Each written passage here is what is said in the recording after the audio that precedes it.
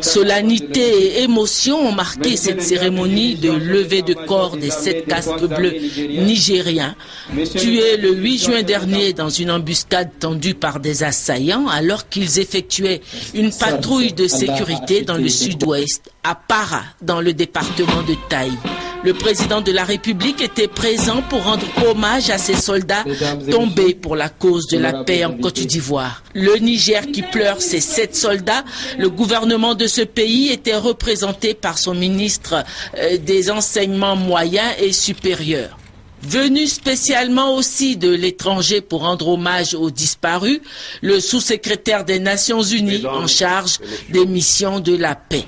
Les 7 casques bleus nigériens qui ont trouvé la mort étaient en Côte d'Ivoire que depuis seulement le 20 avril dernier. C'était respectivement le lieutenant Sahabi Dansada, âgé de 49 ans, marié et père de 3 enfants. Le sergent Hassan Amadou Sanda, âgé de 39 ans, marié et père de 4 enfants. Le sergent Ousseinou Munkaïla, âgé de 32 ans, marié et père de 2 enfants. Le sergent Aboubakar Djibo, âgé de 27 ans. Le caporal Soumaïla Oubandawaki Nahala, âgé de 27 ans. Le caporal Mahamadou Maman, âgé de 41 ans, père de 3 enfants.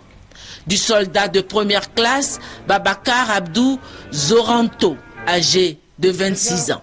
Leur mémoire a été rappelée par la hiérarchie militaire de l'ONUCI, suivie par le représentant spécial du secrétaire général de l'ONU, Bert Koenders. Ils sont certes partis à jamais, mais ils font partie de ces valeureux hommes qui, au prix de leur vie, ont participé à la consolidation de la paix dans le monde.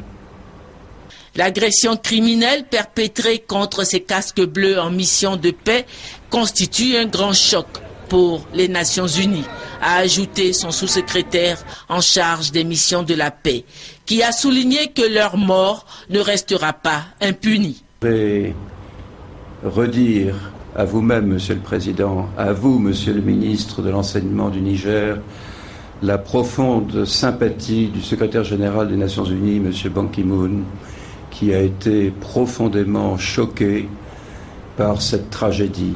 Choqué comme l'a été l'ensemble de la famille des Nations Unies.